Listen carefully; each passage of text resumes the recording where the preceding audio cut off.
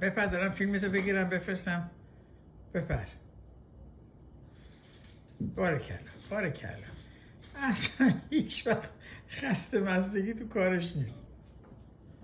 میپره به صندلی، میره به سراغ پله، هر جا.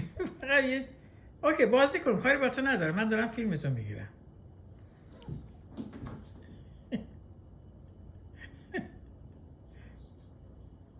فیلمشو پخش کنم آبروش بره تا پلیس بیاد دستگیرش کنه.